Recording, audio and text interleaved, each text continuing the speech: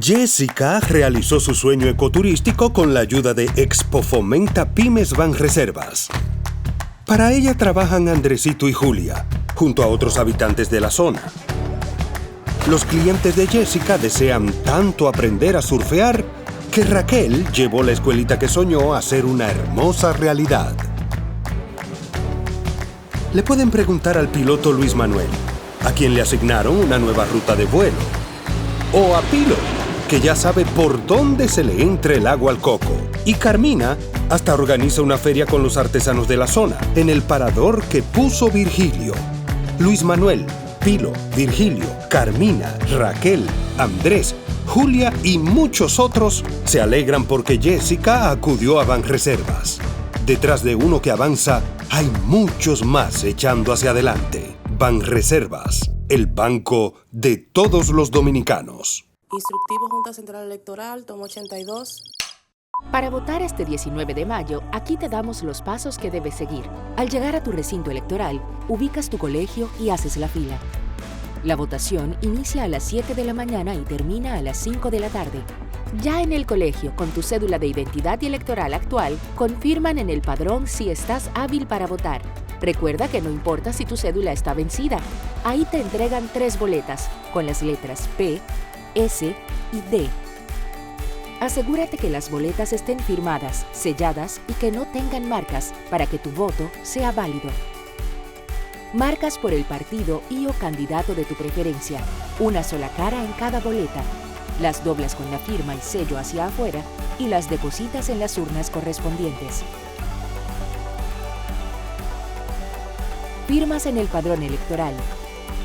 Te entintan el índice izquierdo y te devuelven tu cédula para luego salir del recinto. ¡Corte!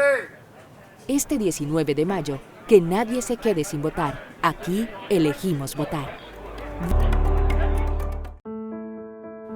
El bienestar individual y familiar de los dominicanos es un compromiso que asumimos con firmeza inquebrantable todos los días. Trabajamos para fortalecer el sistema dominicano de pensiones, con el objetivo de brindar una protección social a los ciudadanos a través del seguro de vejez, discapacidad y sobrevivencia, garantizando una prestación económica que les permite el sustento y ampliando los beneficios para que el desarrollo integral del país se refleje en igualdad de oportunidades para todos. En el Consejo Nacional de Seguridad Social trabajamos para que el retiro sea del trabajo, no de la vida. Vivir con seguridad social es un derecho de todos.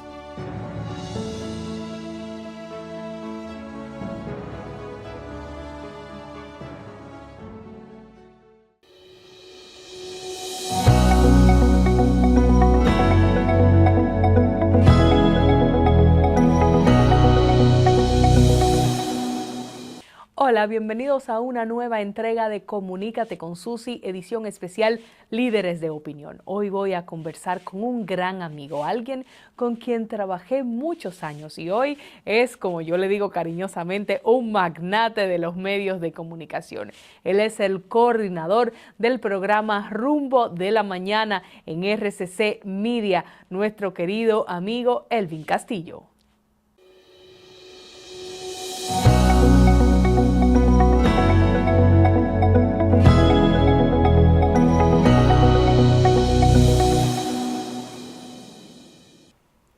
Mi amigo Elvin Castillo es ahora un magnate de los medios de comunicación, pero yo quiero que iniciemos hablando del niño Elvin Castillo. ¿Cómo era? Bueno, nada, Susi, gracias. ¿Cuál magnate? El niño Elvin Castillo. Bueno, el niño Elvin Castillo era un niño... Elvin, bienvenido. Elvin, bienvenido Castillo Nieves. Era un niño que nació en el ensanche Kennedy, eso es un barrio que está ahí entre la Máximo Gómez y la Ortega y Gasset, frente al Centro Olímpico, por ahí, por donde están los autoadores, en un barrio de la capital. Yo fui un niño muy consentido porque sufría de asma, entonces me apretaba mucho mis primeros años de vida, hasta que tuve como 11 años. Ya después que tuve 11 años, yo practicaba muchos deportes y eso como que me ayudó a desarrollar los pulmones y gracias a Dios ya el asma se me fue. Era un niño que soñaba con ser pelotero, como la mayoría de los niños dominicanos. Jugué mucho béisbol, mucho tiempo, desde los 6 años hasta los 18. Estuve muy cerca de ser jugador profesional, jugué mucho, a muchos niveles. Era un estudiante desaplicado, no era bruto. Era inteligente, pero desaplicado, porque siempre estaba en los cursos detrás de la muchachita. Era tremendo. Entonces, no tenía muy buenas calificaciones por eso, honestamente. Ahora cuando me encuentro a mis profesores de primaria y secundaria, casi se arrodillan y abren los brazos. Dice, pero fue una obra que Dios hizo contigo. Ay, yo te veo, yo no lo creo. Pero más o menos ese era mi niñez, parte de mi niñez, eso fue. ¿Qué pasó con el béisbol que no diste ese salto? Bueno, en esa época, todavía eso se ve ahora, pero con menos frecuencia que en esa época. Aquí, lamentablemente, había una cultura de que los jugadores se quitaban la edad. Se quitaban la edad. Y eso, incluso, la gente cree que es por un tema de la cultura de mentir que tiene el hispano, el dominicano, y no era por eso. Ese es un problema que lo generaron las mismas organizaciones de grandes ligas, porque ellos, todavía ese problema existe al día de hoy, ellos quieren firmar los jugadores dominicanos con 16 años, y el que ya a los 16 no ha firmado, se quedó. Pero ¿qué pasa? Que un jugador de 16 años todavía es un adolescente que tiene un proceso formativo físico, mental. Un niño de 16 años todavía no está en plenitud de facultades para dar un salto tan importante como el paso al profesionalismo en el béisbol. Entonces, si tú te fijas, los jugadores estadounidenses, por ponerte un ejemplo, que juegan en grandes ligas, ellos van primero a la universidad y después firman al profesionalismo, la mayoría con 21 y 22 años. La mayoría terminando sus carreras profesionales, sin embargo, los equipos de grandes ligas forzan a los jugadores hispanos y latinos a que a los 16 tienen que estar ready.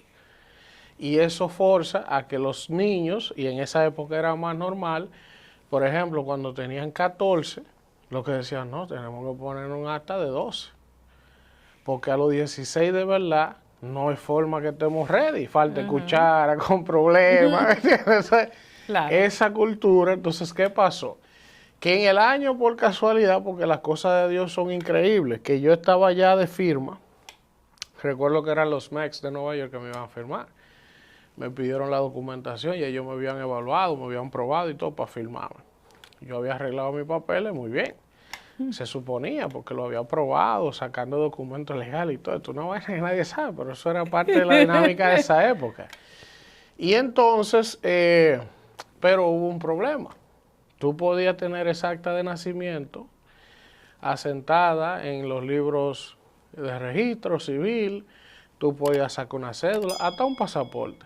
Pero esa acta nueva, tú no tenías forma de llevarla a la escuela donde tú estudiaste, porque ahí estaba la real. Y nadie se iba a prestar y que a sustituir una... ¿Cómo así? Claro. O sea, entonces, cuando se hicieron las investigaciones del lugar, esos gringos, tú sabes que esos gringos no lo engaña a nadie, y fueron vamos a la escuela.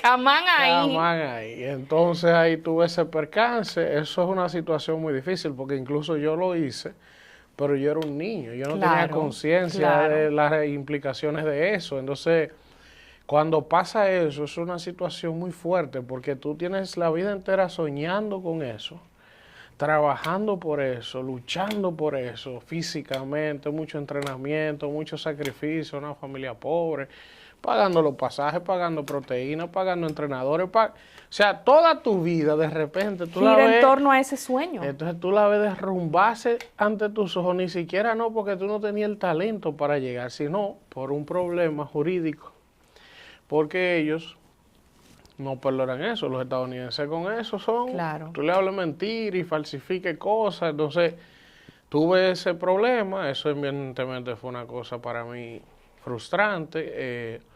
Yo no quise seguir jugando. Quizás si yo hubiese tenido en el momento la mentoría de alguien con más experiencia que me hubiese, tú sabes, yo hubiese podido seguir jugando, aunque no hubiese terminado jugando para equipos de Estados Unidos, hubiese podido conseguir trabajo en México, en muchísimos otros lugares donde hay ligas profesionales, que los jugadores quizás no ganan tanto dinero como en Estados Unidos, pero la gente vive de eso. Claro. O sea, juegan aquí con el Escogido, con el Licey, después se van a México, se van a Italia, se van... Hay muchas ligas, pero en ese momento, o sea, el sueño era Estados Unidos, la Grandes Ligas. O sea, al tú vete con el problema, yo no supe manejarlo, me desmotivé, dejé de entrenar, o sea, duré 18 años de mi vida trabajando por eso. Y cuando tuve ese pequeño incidente, decidí dejar de jugar y ahí me inscribí en la universidad. ¿Y cómo hiciste ese switch del deporte hacia la comunicación? O sea, ¿cómo enfocarte y cómo elegiste que el paso que querías dar en tu vida era la comunicación?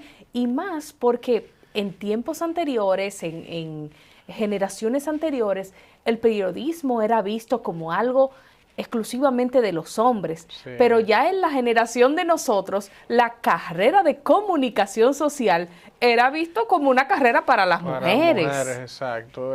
Bueno, es una historia muy graciosa porque...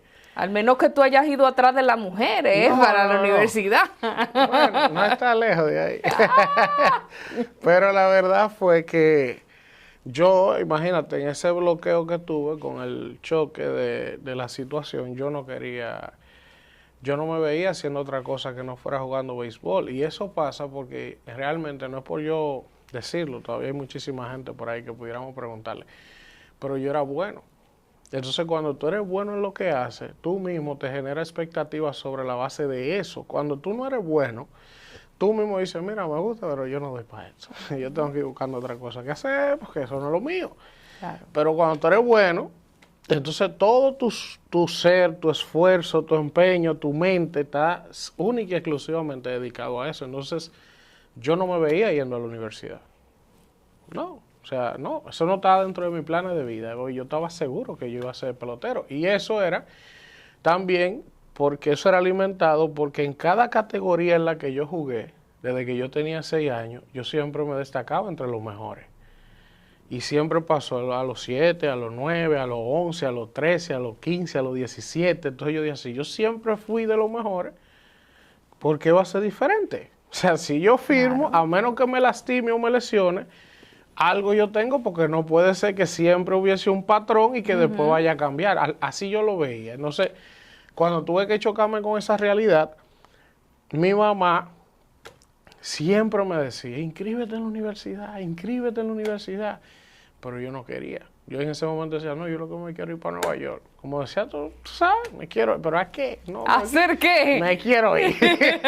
Entonces mi mamá ahí afanándome, y mami, y nunca se me olvida que hizo una cosa que para que todas como son las madres con uno no tiene con qué pagarle a las madres. Mami llamó, porque yo salí de la universidad y mis compañeros de colegio entraron de una vez. Yo no, pues yo me quedé jugando. Entonces yo había perdido como 3 años. Ya ellos te iban por el 3er año de universidad y yo no había entrado. Y mami entonces llamó a un grupo de amigos, entre ellos al señor Julián Neto Martínez, que había sido compañero mío de colegio. De colegio. Y los llamó un día para que se me aparecieran en la casa. Oye, yo que tenía 3 años que no veía a todos esos tigres, el bachillerato. Y llego yo un día del play de práctica y me encuentro todos estos tigres en mi casa. ¿Y por qué ustedes buscan aquí? Desde que tenía 3 años que no lo veía, desde que salimos del colegio. Y ahí los muchachos empiezan, no, que ahí no me visitaste. Y yo me encontraba eso como raro. Y yo decía, ¿por y esto? Entonces, buscaron una forma de decirme, mira, pero vamos un día para la universidad, para que tú veas ese ambiente allá. Y que me mencionaron la palabra clave, tú supiste.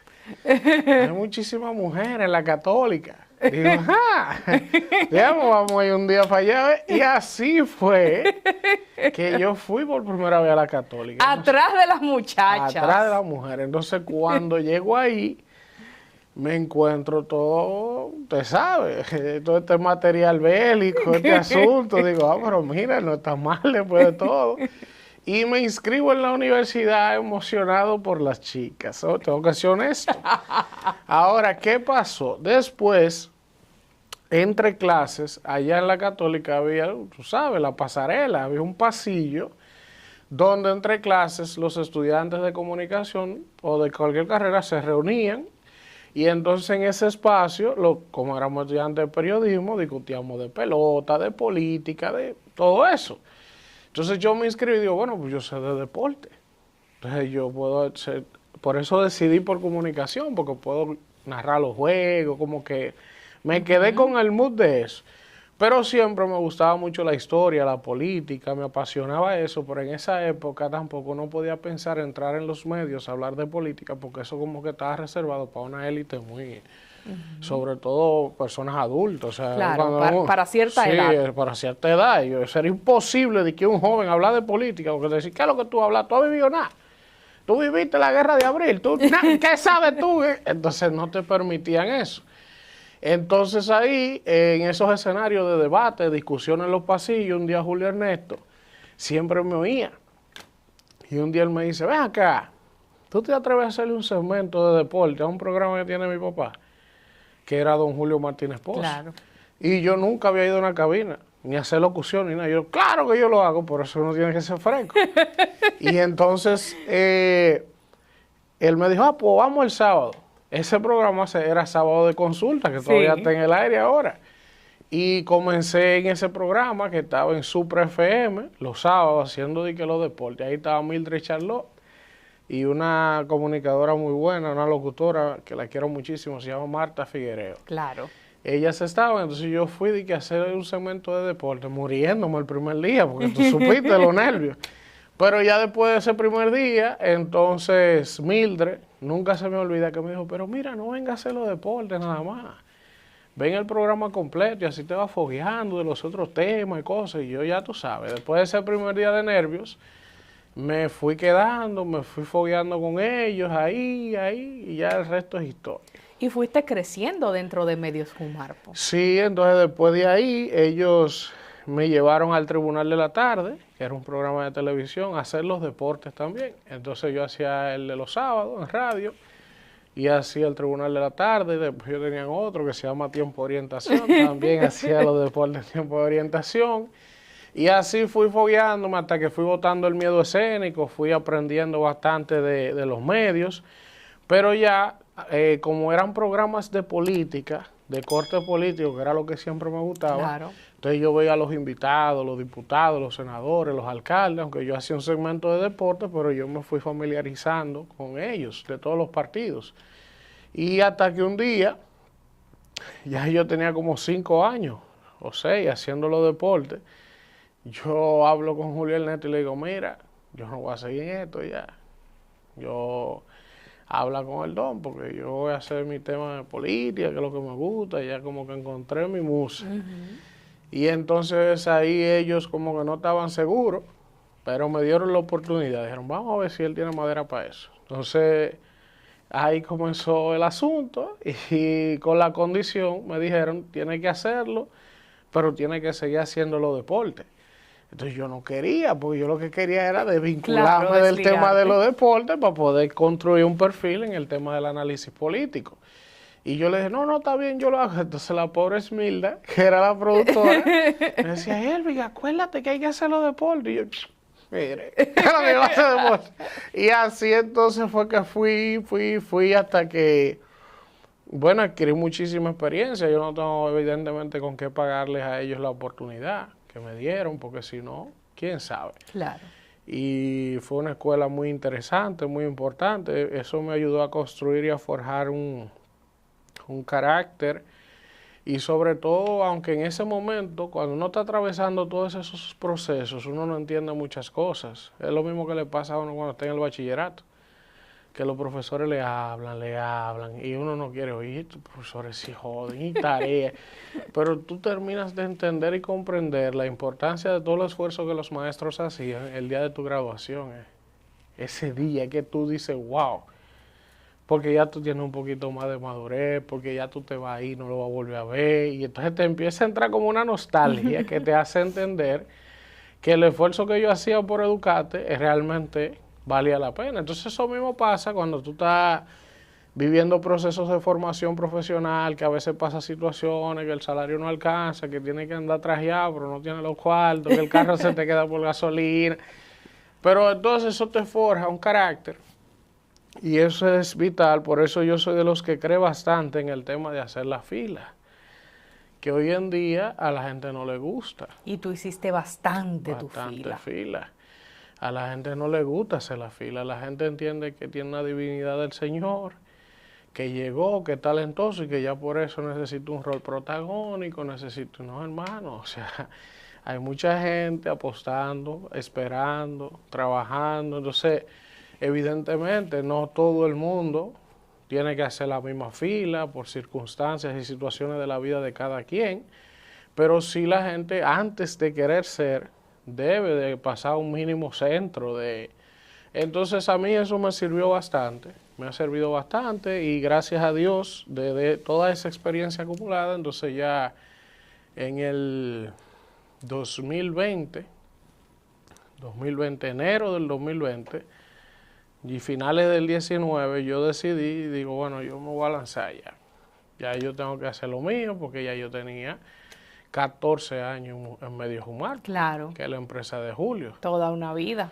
14 años, entonces yo dije, no, yo tengo que hacer lo mío porque no puedo pasarme la vida entera trabajando sin dirigir nada. Y me arriesgué a sacar un proyecto tipo El Sol de la Mañana, pero con jóvenes. En ese momento creo que había un espacio que era El Sol de los sábados ya, pero sí, era solo los sábados, no era diario, porque la implicación de hacer un programa diario para un grupo de jóvenes en un horario matutino, eso era una locura, porque la gente decía, pero ¿qué van a hacer estos muchachos dando Sol y la Z de que a tratar de entrar en una parrilla para competir? Y muchísimos otros programas más que había, porque esos eran los principales. Pero yo sabía que un buen grupo de jóvenes con muchísimo talento, que lo que necesitaba era una oportunidad de mostrar lo que podíamos hacer, que se nos diera la oportunidad, porque yo sabía que iban a ocurrir cosas interesantes, porque la mayoría de nosotros no tenía compromiso.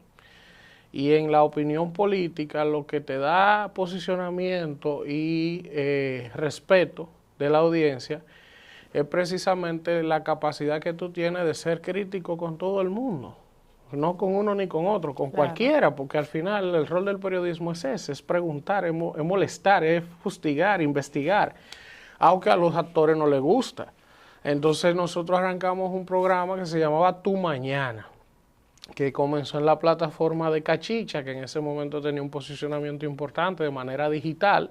Pero antes de eso creo que estuviste también en El Nuevo Diario. Estuve en El Nuevo Diario, pero cuando yo estaba en El Nuevo Diario todavía estaba en Jumarpo. Sí. Yo no me había ido de Jumarpo, claro, en El Nuevo Diario AM, con Percio, Dari y un grupo, hacíamos un matutino ahí, entonces yo estaba en la tarde en Jumarpo y en la mañana en El Nuevo Diario. Y ese fue tal vez como el primer empujoncito que te dijo, sí, como que mira, yo puedo hacer yo algo puedo. Fuera.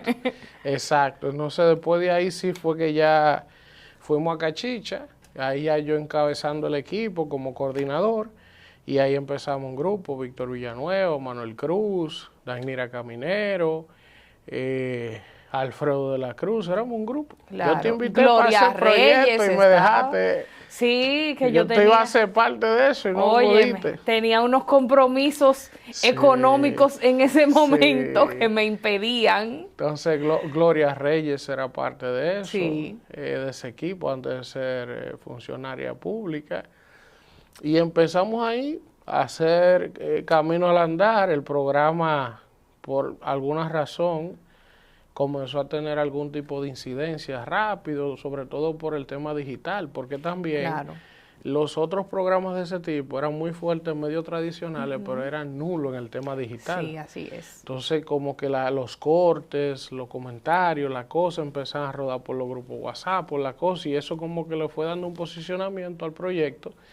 Y entonces, 2 años después, pasamos ya a RCC Media, que ya eso es... No, ese fue el gran boom. Eso es otra cosa. Y entonces a través de la emisora Rumba y ya con un rebranding, otro nombre. Exacto. Y ahí el rumbo de la mañana. Y llegamos a sustituir nada más y nada menos que a don Ricardo Nieves, a Domingo Páez, a Fafa Tavera, ya usted sabe el reto. Pero gracias a Dios vamos camino a 3 años ahí y las cosas han marchado bien, no nos podemos quejar. el público ha aceptado la propuesta, la gente valora el trabajo, el esfuerzo. No es fácil madrugar a las 5 todos los días. Bueno. Pero yo creo que sí, que ha valido la pena. Todavía falta muchos, espero yo que falte mucho, ¿verdad? Pero ahí vamos, ahí vamos. También, Elvin, tú has sido director de comunicaciones de algunas instituciones del Estado. Háblanos de esas experiencias. Sí, yo fui director de comunicaciones en un tiempo del Ministerio de la Juventud, también de lo que hoy es PROPEP y de los comedores económicos. Fue una experiencia interesante, profesional, se pasa mucho trabajo en el Estado porque uno llega con una... Sobre todo cuando tú no eres un político per se, sino que eres, vamos a decir, una especie de técnico en un área que quieres entrar a hacer aportes, a hacer un trabajo, entonces te encuentras con una realidad que hay en el tren estatal que es muy diferente a lo que tú traes en la cabeza, porque hay limitaciones incluso de equipos técnicos, de personal, de personas con suficiente preparación que te la meten en el departamento porque hay que llenar la nómina. Por ejemplo, los incumbentes en esa época no entendían lo suficiente de la importancia de un buen manejo de comunicación estratégica, de que la mejor prevención de crisis es la comunicación preventiva y proactiva. Claro. O sea, tú no tienes que esperar tener una crisis para reaccionar, porque lo que tú haces sobre la crisis es mitigar el daño, pero un daño te genera. Entonces, muchos políticos son cabezaduras, lo saben todo, por más que tú le expliques, no entendían nada de planificación. Hacen lo que ellos quieren, tú los orientas y ellos son los que saben. Y después que se meten en el lío quieren que tú lo resuelvas. Claro. Ese es como el denominador común. Sabemos, el denominador común, eso. Pero fue una experiencia interesante porque tuve la oportunidad de aprender mucho, porque tuve que manejar equipos, de trabajo en equipo, de liderar grupos. Eso fue una escuelita también interesante, con muchas carencias económicas, claro, técnicas, y tú tenías que sacar de abajo con lo que había. ¿Tú entiendes? Claro, entonces, al final eso también te forja y te ayuda a construir y a madurar muchas cosas también. Elvin, tú hablabas hace un momento de hacer la fila. Y cuando me mencionabas eso, pues yo reflexionaba también sobre la manera de expresarse de algunas personas. Y lo digo porque quienes te conocemos bien, sabemos que nunca la has tenido fácil y que tanto en esas experiencias en el Estado, donde a veces la gente cree que todo es muy bonito, pero te ha tocado guayar la yuca bastante y trabajar, como señalas, a veces sin recursos, valiéndote de tu propio cariño que te tienen los demás colegas en los medios para conseguir que te coloquen una nota, que tenga el incumbente el favor de los periodistas, de una entrevista. Exactamente, por el cariño que te tienen a ti, etcétera. Sin embargo, en los medios también te ha tocado hacer esa fila, pasar tu lucha, levantarte temprano, trabajar hasta tantas horas de la noche, y ahora que te han llegado tiempos mejores, donde todavía tienes que trabajar durísimo, hay gente que se molesta. Eso es así. Y que entiende como que no te mereces ese lugar en el que estás. Y dicen, pero ¿y este Elvin? ¿Y este Moreno? ¿Y qué es lo que él se cree? Y míralo ahí. ¿Y por qué él es el coordinador? ¿Y por qué él está en ese programa? Y en esa emisora. Y te tienen una quiquilla, porque no hay otra palabra para utilizarlo, sí, de verte en esa posición y de verte bien. ¿Qué tú sientes cuando tú caminas en un lugar y tú percibes que en el entorno hay como esa adema? Sí, tú sabes que una de las cosas también que uno va cultivando y construyendo, forjando, porque el que hace la fila tiene muchas ventajas. Claro. Es tedioso, es complicado, pero eso te va dando una madurez, un molde, te va creando una coraza en muchos aspectos. Entonces, esa es una de ellas. Por ejemplo, yo sé que tengo por alguna forma, por decirle de alguna forma, muchos haters, como dicen ahora, pero yo no tengo tiempo. O sea, yo me entero porque hay gente que me lo dice, pero no porque yo estoy atento a lo que nadie está haciendo. Y mira, esto se puede hasta escuchar un poco falta de humildad, pero yo no veo ni escucho otros programas de radio. O sea, yo estoy tan enfocado en el que lo mío salga bien, con un criterio, que yo no tengo tiempo para fijarme en lo que los otros están haciendo. Y yo no sé de verdad cómo es que hay gente que se dedica a ver si tú estás haciendo un podcast, a ver si tú estás haciendo maestría de ceremonia, a ver si tú estás haciendo obras de teatro. Es que tú no tienes tiempo, Sí. o sea, tú tienes hijos, tienes una vida, o sea, a mí el tiempo no me da. Entonces, eso es natural. Yo sé que hay mucha gente, como tú describías, que le molesta. Dicen, pero ¿y cómo es que este muchacho ha llegado ahí? A uno de los principales holdings de comunicación del país, y que coordinador de un programa, pero ¿quién fue que lo llevó? Pero ¿cómo fue que eso pasó? ¿Quién es que lo apadrina? Porque eso es lo que la gente piensa. Sin embargo, yo digo también que son cosas de Dios. Yo soy muy creyente y yo creo que Dios ve el corazón de cada quien. Y por lo menos a mí lo que me ha resultado en la vida es que yo nunca le he hecho daño a nadie. O sea, tú no vas a encontrar una persona que diga, ese tipo me hizo un daño. O ese tipo estuvo en una posición de poder y trató de maltratarme, avasallarme. Eso tú no lo vas a oír de mí.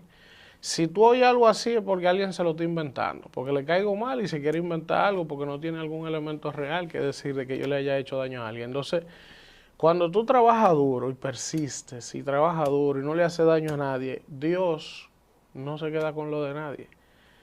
Y de alguna manera la vida se encarga de irte abriendo oportunidades. ¿Tú crees que no fueron ni una ni dos veces las veces que yo hablaba con Dios?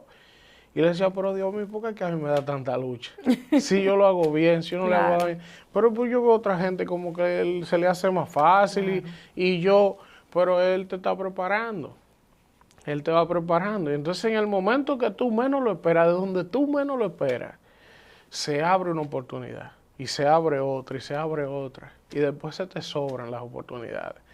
Pero yo creo que es eso. Y uno tiene que aprender a lidiar con eso. El que decide hacer una carrera, sobre todo en este mundo de los medios, que hace el trabajo que uno hace de hacer opinión política. Porque esa es otra cosa que la gente no sabe diferenciar. La gente te ve a ti y la gente piensa, sobre todo lo que son simpatizantes políticos, que tú tienes que hacer un análisis político de opinión en base a lo que ellos sienten o creen, y no a lo que tú crees, porque es un análisis de opinión. Tú eres un hacedor de opinión, o sea, tú analizas los acontecimientos, las acciones de los políticos, de los empresarios, de la iglesia, y en función de todo eso, tú te forjas una opinión, la tuya, personal, y la expresas.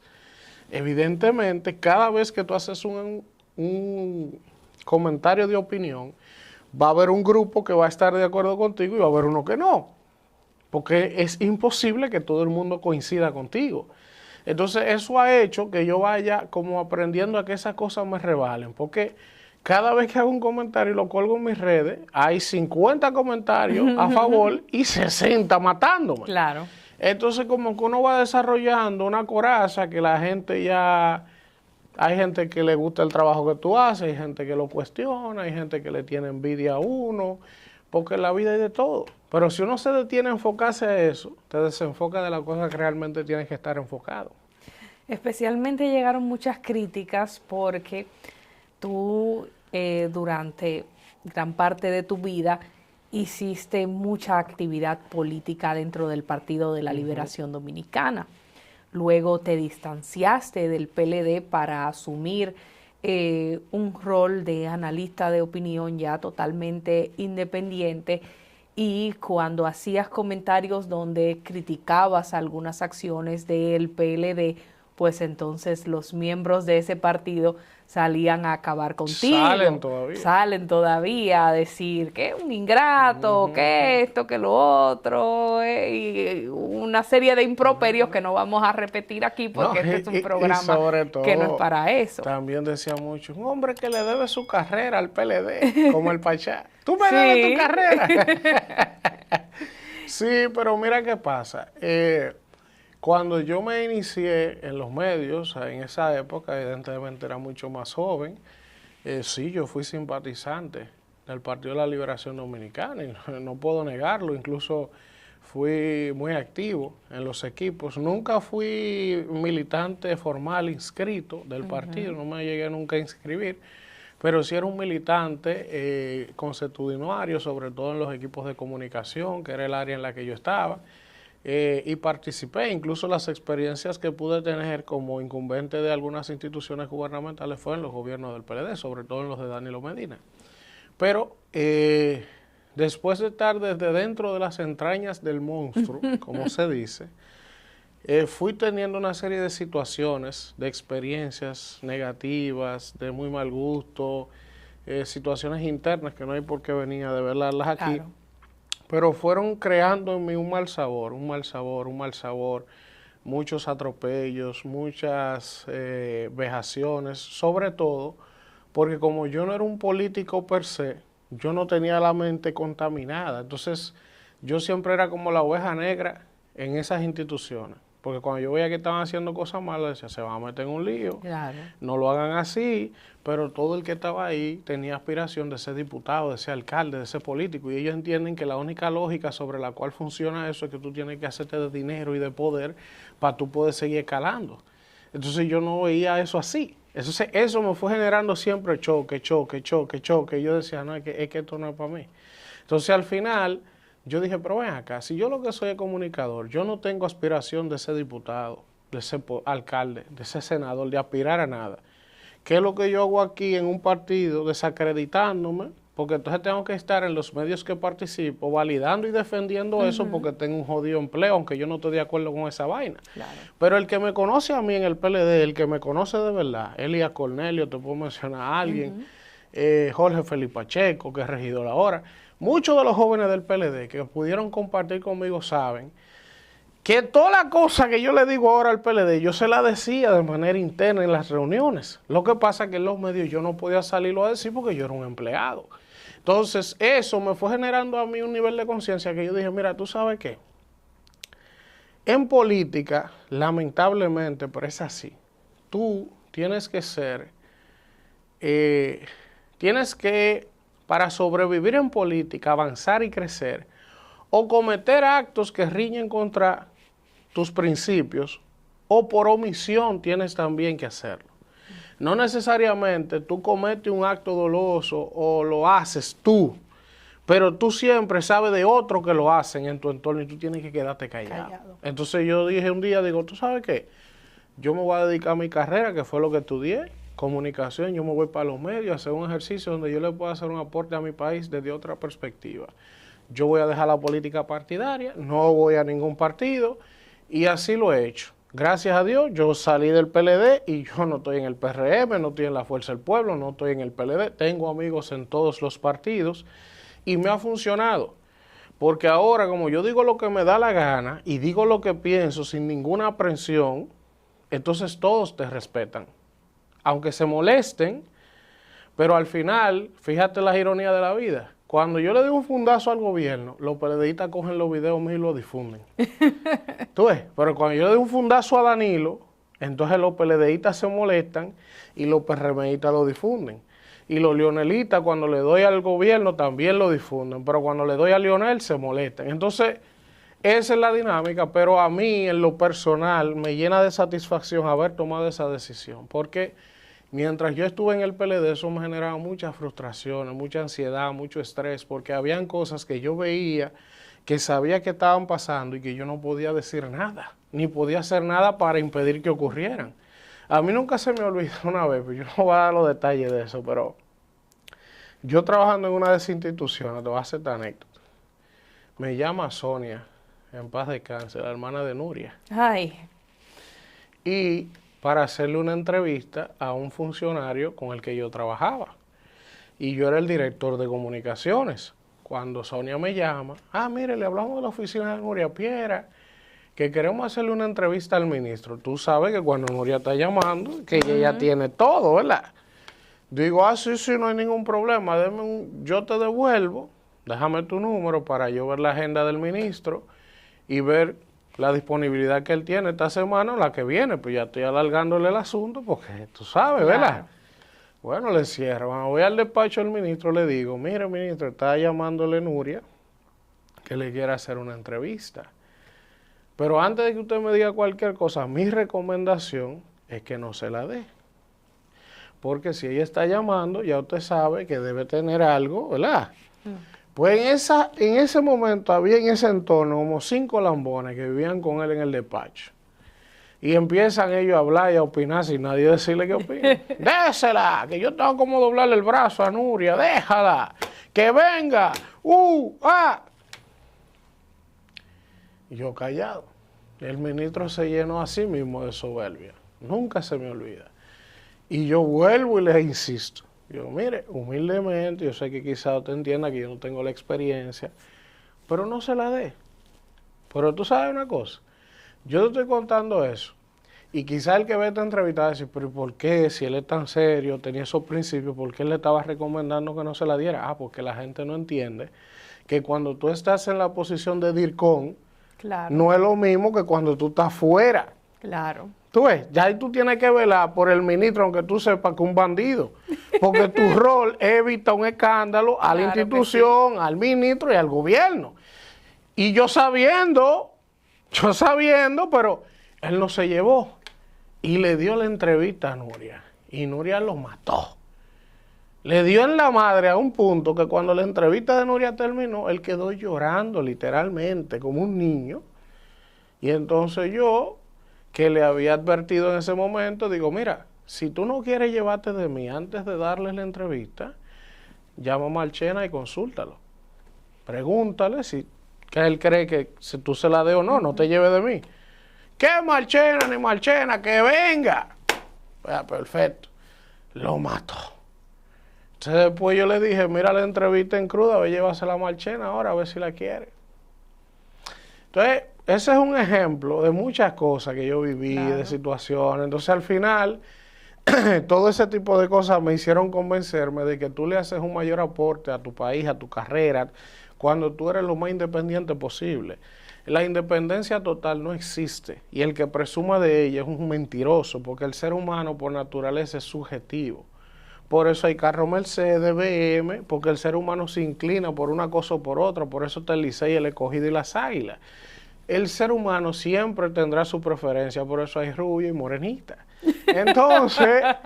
y rubio y morenito. Entonces, no es verdad que la independencia total existe. Ahora, tú puedes hacer un ejercicio de la comunicación sin aprensiones, diciendo lo que tú piensas, siempre teniendo algunos límites, por ejemplo, de que temas que afecten al colectivo, tú no puedes apoyarlo. O sea, a mí nadie me hace hablar a favor de la AFP.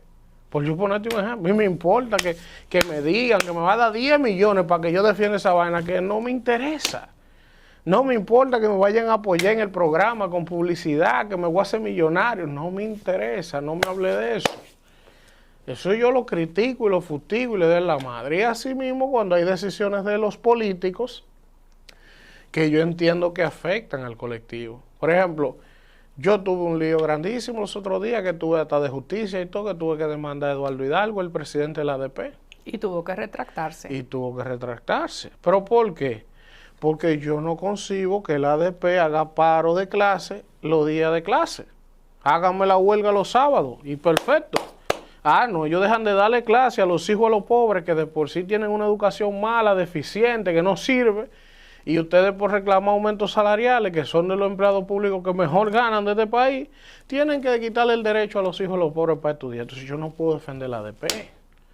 Y por eso me he buscado muchos problemas, pero yo al final la libertad que siento es que yo no renuncio a mis convicciones.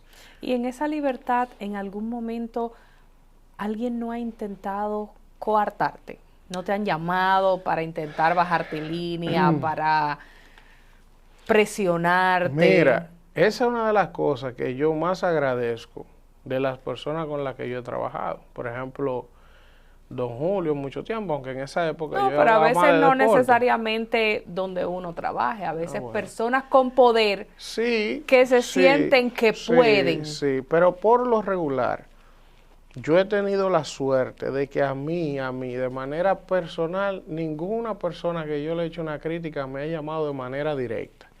ellos sí utilizan Emisarios. emisarios, pero nunca amenazándome. Sí tratando de disuadirte, te llama gente, mira, yo creo que te falta información, eso no es así, yo creo que te dieron una mala información, tú deberías ver esta versión de los hechos. Por ejemplo, una vez tuve yo un lío con el rector de nosotros, de la universidad, el que me firmó mi título con Castro Marte, de la Católica.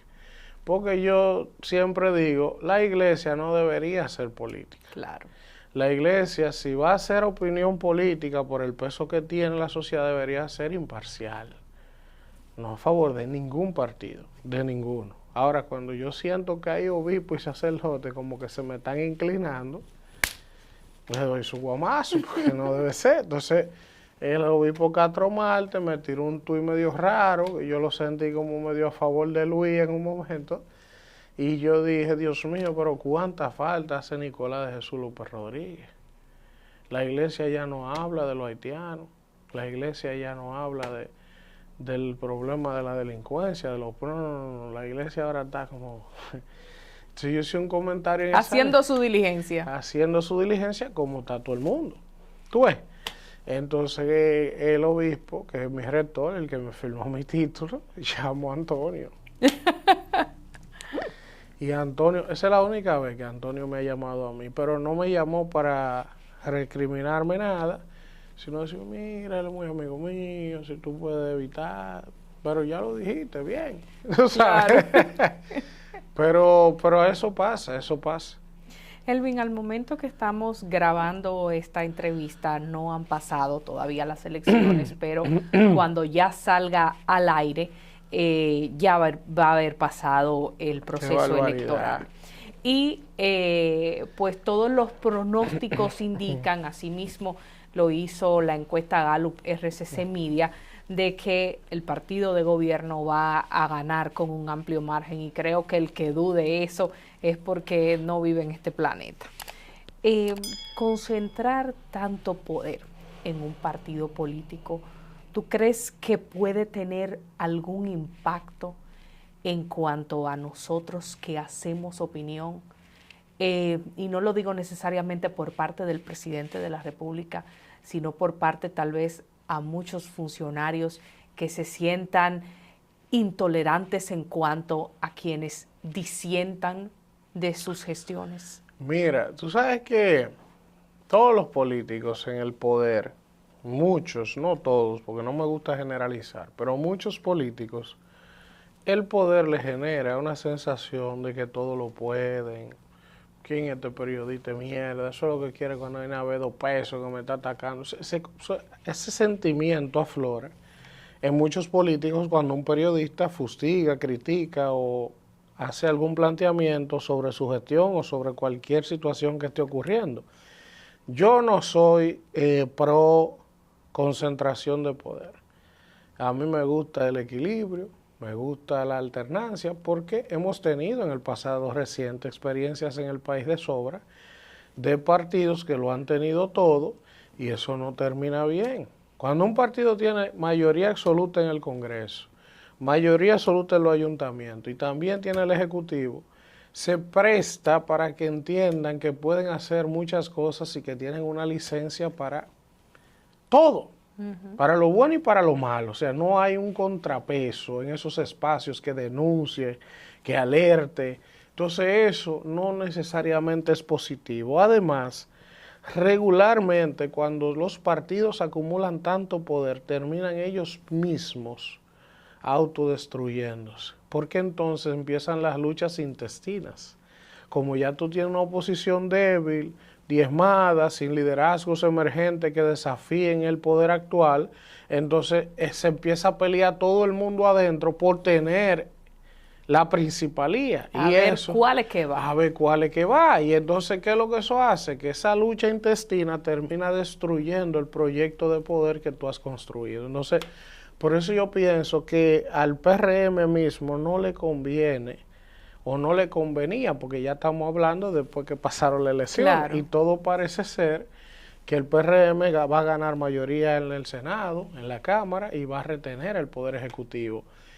Por eso algunos amigos del gobierno se molestaban conmigo porque yo soy de los que digo que tú tienes que oxigenar la oposición. O sea, hay plazas que tú debiste dejársela aunque pudieras ganársela. Porque al mismo sistema de partidos y a la misma democracia necesita tener ese contrapeso, tener ejercicios de crítica, de disidencia, de que si queremos pasar todos los préstamos que queremos, alguien lo puede frenar. Debe haber ese ejercicio para que realmente sea una democracia madura, una democracia saludable, porque lo otro, en ningún extremo, los extremos no son buenos. Claro. Pero como tú dices, hoy estamos grabando, las elecciones no han pasado, y quería decirte esto, mira, el presidente debe ganar sin problema la reelección en primera vuelta, y cuando uno dice eso, la gente me dice, oye, los simpatizantes de la oposición, no, eso no es verdad. Y yo hago un ejercicio muy simple para explicar eso. El peso del Estado en países como este es demasiado, porque el Estado y el gobierno interactúan con una multiplicidad de sectores: sector construcción, sector religioso, sector social, ayudas sociales, empleado público, contratistas del Estado, suplidores del Estado. Cuando tú haces una proyección, regularmente el que de alguna manera depende o interactúa económicamente con negocios o con empleos del gobierno, no vota para que se vaya, porque si le está yendo bien, piensa en su estabilidad. Piensa en su estabilidad. Entonces, un país como este, donde el principal empleador es el gobierno, no el sector privado, entonces la carga del Estado en un proceso electoral es muy alta, y eso la gente no lo termina de entender. Pero además de eso, hay gente que dice, pero ¿y cómo es posible que un presidente, que la luz está cara, la comida está cara, hay situaciones de inseguridad, pero ¿cómo es que va a ganar? ¿Cómo? Bueno, si usted es objetivo y es justo, es verdad que el gobierno asumió en una situación de pandemia, que no es mentira. Y el primer año de gobierno estaba el país prácticamente cerrado, con problemas. No estamos saliendo bien de ese problema y de todo lo que generó el desabastecimiento global en la cadena de producción y de distribución global de alimentos, de productos. ¡Pam! Y viene la guerra. O sea, no hemos salido bien de la vaina y viene ¡pum! Otro problema que provocó inflación global y todo lo demás, que no es mentira.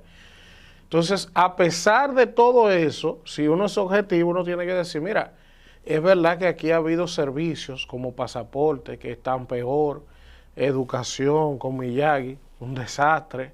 Es verdad que hay situaciones en algunas instituciones, pero también es justo decir que el presidente y su equipo han logrado mantener cierta estabilidad macroeconómica. O sea, a pesar de esas crisis, la economía dominicana no se ha visto en un punto de que ha habido una caída o un problema para por lo menos el funcionamiento normal del país. No ha habido desabastecimiento de productos en los supermercados, que eso es una cosa fundamental. Sí es verdad que está cara la comida, pero es peor que estuviera cara y no hubiera. ¿Tú ves? Claro. Entonces, él tiene sus logros, por ejemplo, en el sector del turismo, lo ha mantenido creciendo, que eso es fundamental para todo el resto de la economía. En Zona Franca tiene sus logros porque también genera muchos empleos. Hay muchas otras áreas, como ejemplo, ellos han hecho mucha inversión, aunque eso casi no se ve, en el tema de acueductos en INAPA. O sea, muchísima gente más tiene acceso a agua potable. Eso no se ve mucho, porque eso solo lo disfruta el que lo vive. Claro. Y así hay áreas y hay áreas donde tú puedes tener críticas, puedes tener aciertos, pero entonces para mí, además de todo eso, lo que le ha dado al presidente la posibilidad de ganar de manera fácil, para mí, en primera vuelta, es el hecho de la debilidad de la oposición política. Sigue dividida. Danilo por un lado jalando para su lado, que no quiere nada. Leonel por otro lado jalando para su lado, que no quiere nada. Han hecho un bulto de que de una alianza rescate, pero que no está la alianza. Entonces, imposible. A mí hay gente que me dice, Elvin, pero ese peso del Estado que tú dices que es determinante, pues si hubiese sido así, el PLD y Gonzalo ganan, porque ¿cuánto gastó Gonzalo y el PLD, y cuántos empleados no tenían? Todo lo que hoy tiene el PRM lo tiene el PLD, entonces ¿por qué no ganaron? Me dice. Esa es una pregunta muy fácil de responder. El PLD no pudo ganar en el 20 porque tenía un desgaste de 20 años. O sea, la gente estaba harta de los funcionarios, de los corruptos, de que les rotraran en la cara la riqueza a muchísima gente, de la petulancia de los funcionarios. Pero además del desgaste de 20 años, estaba dividido. Entonces el PRM no tiene ese desgaste hoy y no está dividido, está más unido que nunca. Claro. Por eso tiene que ganar. Pues eso es muy simple. Entonces, evidentemente, fíjate cómo la oposición se ha pasado días señalando que quiten el jefe de la policía militar, que den cédula hasta el último día, que la carpa, y la Junta dándole aquiescencia a todo lo que han solicitado, que eso es bueno, para que no haya un alegato de que el árbitro se fue al lado del oficialismo, no complació a la oposición en las quejas que tenía y los requerimientos, pero al final de eso se trata, es una multiplicidad de cosas y también hay que entender algo.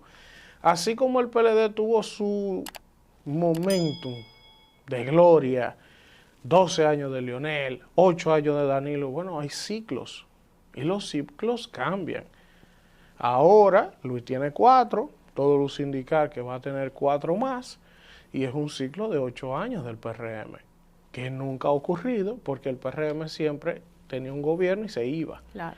Entonces los ciclos cambian, los roles cambian y habrá que ver si ahora el PLD y la Fuerza del Pueblo tienen la madurez en oposición de recomponerse, de crear nuevos liderazgos. Ahí está Omar Fernández, ahí está Juan Ariel Jiménez, ahí está José Dantes, Karen Ricardo, Franklin Rodríguez de la Fuerza del Pueblo y mucha gente joven en esos partidos con calidades y condiciones que podrían nuevamente en algún momento emerger y ganarse la confianza del pueblo dominicano para que vuelva a elegirlos. Pero la política y la vida tienen que entender, todo el mundo tiene sus etapas. Se tiene una etapa que le está yendo muy bien y tiene una etapa de olla. Esa es la vida. Entonces yo no sé cómo la gente y los políticos de oposición no pueden entender eso. Elvin, cuando uno está en una posición como la que tú estás, en un programa de tanta importancia, se maneja mucha información.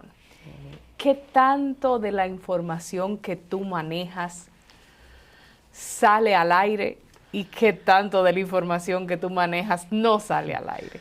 Bueno, eso es.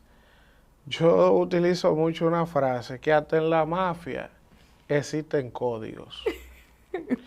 Hay una línea imaginaria que todo el mundo debe conocerla, que no debe rebasarse, porque si usted la rebasa, usted sabe que ya está cayendo en un terreno de unas implicaciones insospechadas. Entonces, uno maneja mucha información, le llegan muchas cosas, pero usted sabe dónde dice peligro y sobre todo si usted no tiene la prueba, porque también, y eso es un tema, nosotros estamos viviendo una época de los fake news y ya hasta medios importantes que uno ni se imaginaba caer en ese tipo de prácticas por la lucha de dar el palo, la noticia primera, el inmediatismo, el amarillismo, están cayendo en la desinformación y la mentira. Entonces, yo me enfoco más en que cada cosa que yo digo, un comentario, una noticia, yo pueda tener la prueba.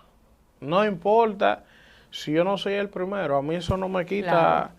A mí eso no me quita el sueño. Ah, que otro lo dijo primero, bueno, yo lo voy a decir cuando yo tenga la prueba. Si yo no la tengo, no lo digo porque ya eso tiene unas implicaciones y también hay gente que se arriesga a tirar bolas buscando dar un palo, ganarse unos views. Esos views tienen la gente loca ahora. Sin embargo, si esa bola que tú tiras no termina siendo así, entonces la gente va diciendo, ah, pero este es lo que es un especulador. Este un gallo loco. Un gallo loco, este vive tirando bolas. Y eso va haciendo que la gente pierda credibilidad en ti. Y lo único que tiene un periodista es su reputación y la credibilidad. Si la gente no cree en ti, si cuando tú hablas para la gente no es convincente, no es creíble, eso no trasciende. Finalmente, ¿con qué sueñas? Qué pregunta es. Tú sabes que yo siempre he sido un hombre de... Yo he aprendido a no generarme grandes expectativas para no tener grandes decepciones. Y eso por cosas que le han pasado y que uno va aprendiendo eso. Entonces, yo entiendo como que el ser humano va por etapas. O sea, tú tienes una etapa de tu vida en la que tú lo que sueñas es con tener una familia. Y tú dices, no, Dios mío, mira, si yo tengo mi familia, mis hijos, mi esposa, una casa, ya, ¿para qué yo quiero más? Pero mentira, después que tú tienes eso, entonces ya tú quieres otra cosa. Claro. Porque la naturaleza, y es el deber ser, debe ser así del ser humano, es mantenerse en evolución constante.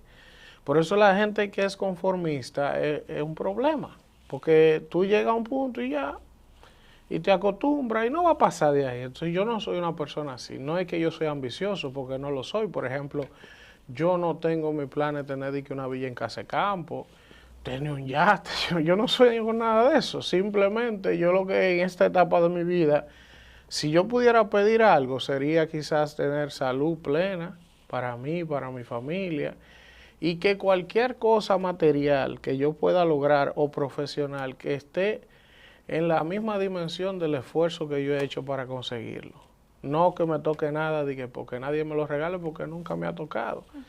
Entonces a mí hay gente que me dice, mira, pero tú no tienes miedo. Digo, pero ¿miedo de qué? Un hombre que viene del subsuelo, ya de lo que yo me asusto, otro se muere, porque todos los trabajos que yo he pasado, si ya, a mí me pasan cosas a veces que yo lo que hago es que me río, y la asistente ya me dice, pero ¿y cómo usted se está riendo? ¿Usted no ve que es un problema?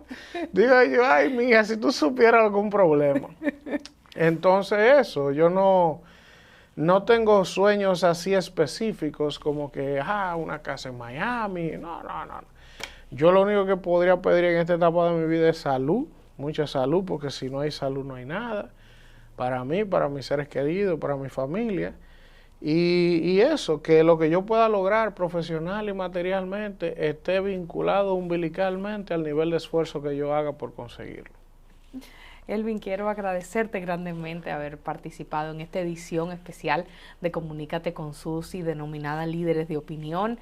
Eres pues un líder de opinión de esta nueva generación. Gracias. Que has marcado la pauta y has sembrado y has demostrado que los jóvenes pueden tener un espacio en la opinión, hacer un gran trabajo y has abierto una brecha para que nosotros podamos decir, sí, se puede lograr lugares de principalía para quienes tenemos 30 y pico de años, para quienes no somos estos grandes señores con muchísimas canas, sí podemos llegar. Y creo que eso es algo muy valioso que debemos atesorar, y me siento muy orgullosa de tu crecimiento, de ser tu amiga, de conocerte, y me siento feliz de cada uno de tus logros. Creo que eso es lo más importante, y siempre lo digo en este espacio, que trato de que cada vez que siente alguien en esa silla sea una persona de la cual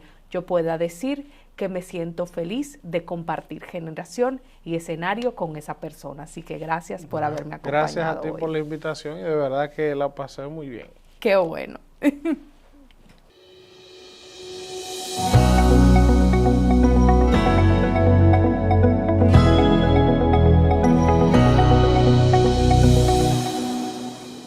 De esta forma finaliza esta edición. Recuerda darle clic a la campanita, así activas las notificaciones y te enteras cuando suba un nuevo video.